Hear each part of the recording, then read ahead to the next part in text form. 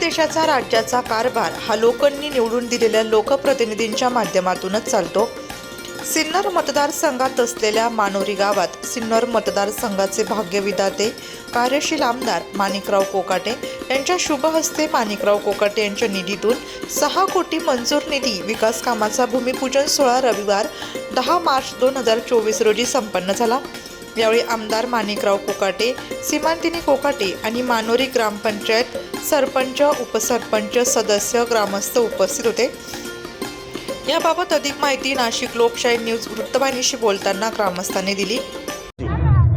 नमस्कार समस्त गावकरी आणि समस्त तरुण वर्ग आज मानोरी येथे जमा झालेला आहे। तर याचे कारण असे की सिन्नर तालुक्याचे विकास पुरुष व लाडके आमदार श्रीयुत माणिकराव कोकाटे साहेब आज इथं 2.5 कोटी रुपया कामांचे उद्घाटन समारंभाकरता येत आहेत।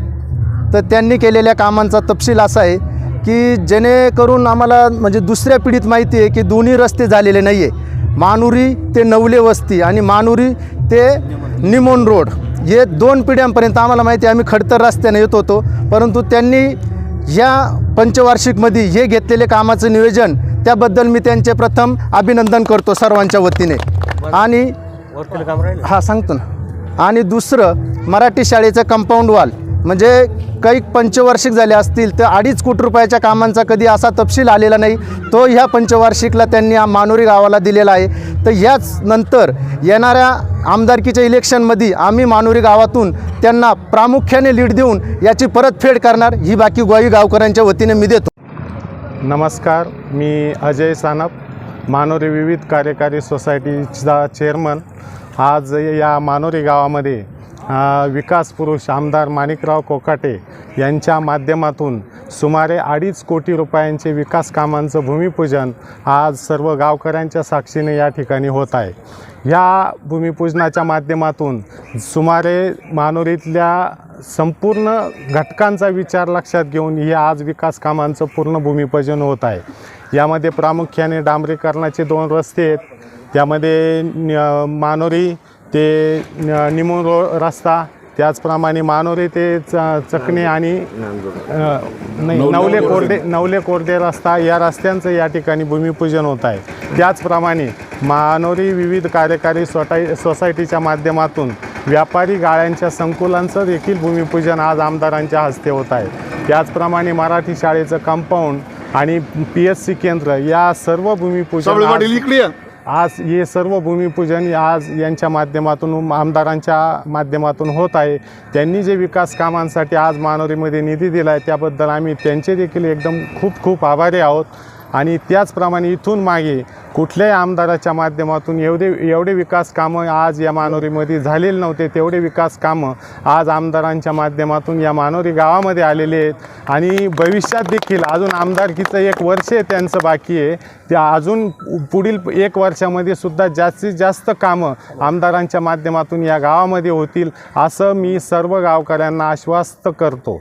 3 फेज आणि वाडी वस्ती 24 तास सिंगल फेज, म्हणजे आता तुम्हाला कुठेही सिंगल फेजचं डबडा आणावं लागणार नाही, तुम्हाला मंजुरी द्यावं लागणार नाही।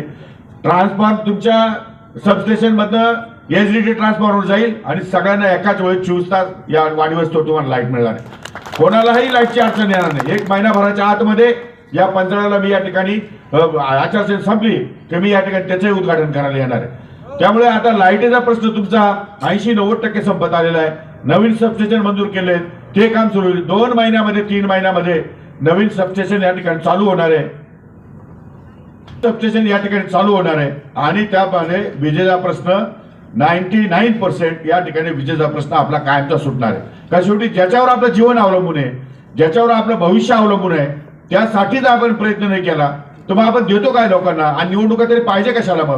मग निवडणुकीमध्ये जे लोकप्रतिनिधी आपण निवडतो, पंचायत समिती निवडतो, जिल्हा परिषद निवडतो, ग्रामपंचायत निवडतो, विधानसभा निवडतो, लोकसभा निवडतो, निवडण्याचा मतदान करण्याचा उद्देश हा काय फक्त इमोशनल भावना प्रदान होण्यासाठी नसतो, हा त्या लोकांचे प्रश्न सोडवण्यासाठी उपयोगात आला पाहिजे।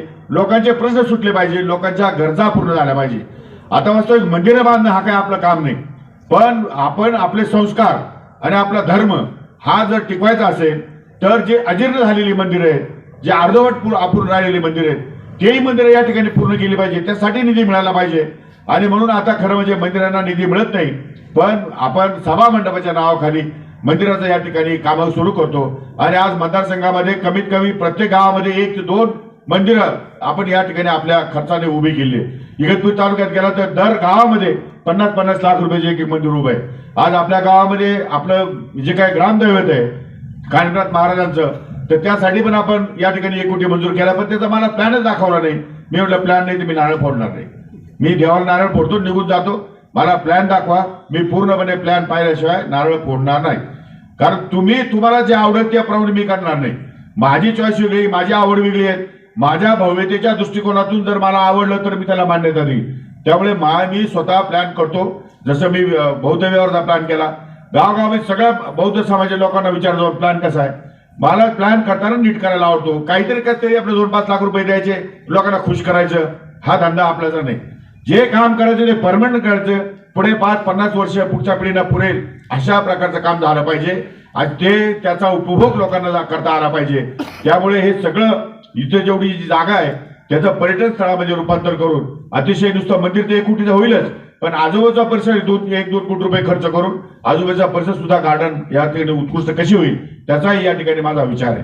आज या ठिकाणी तळ केलं, तळ्यामध्ये तर पाणी 12 महिने भरलेलं राहणार. पुढच्या वर्षापासून हे तळ तुमचं 12 महिने भरलेलं राहील.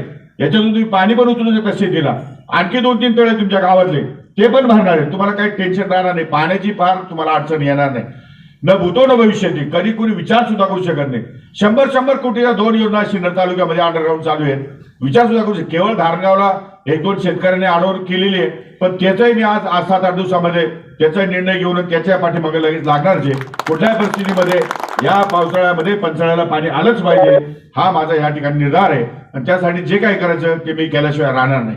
त्यामुळे इथे जे राहिलेले अपूर्ण म्हणजे बिरोबाचं मंदिर अपूर्ण राहिलेलं आहे, भगरी बाबाचं मंदिर आता मला सांगितलं तुम्ही प्रयत्न. वृत्तसंकलन विभाग, नाशिक लोकशाही न्यूज, नाशिक.